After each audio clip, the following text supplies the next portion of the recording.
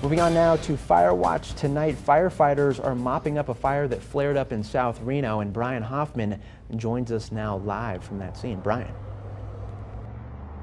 Ryan, it was actually a pretty small fire, and firefighters were able to mop it up fairly quickly. And while the cause of this fire is under investigation, they're definitely concerned about lightning-sparked fires with a red flag warning in effect.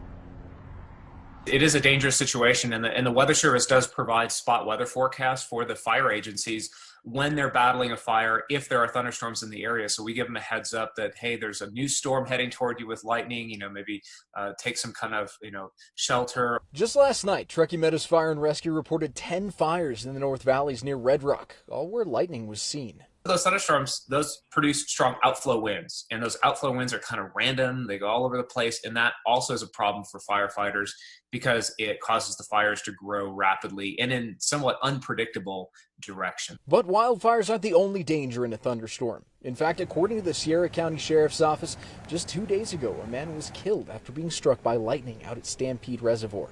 Officials say that anytime you hear thunder or see dark clouds on the horizon, to take shelter, as lightning can jump over 10 miles away from a thundercloud. Don't wait for it to be right on top of you. In fact, the highest instance of injuries and deaths with lightning are, number one, because people don't take shelter quickly enough, or the other one that's maybe people don't think about is they leave their shelter too soon. Smallcombe says that any red flag day like today, you want to minimize any fire threat, and that includes anything with open flame. It's one of those things where it's so dry and so breezy that any ignition source, even something as innocuous as a propane gas grill, just a little bit of flame gets out, it can cause issues.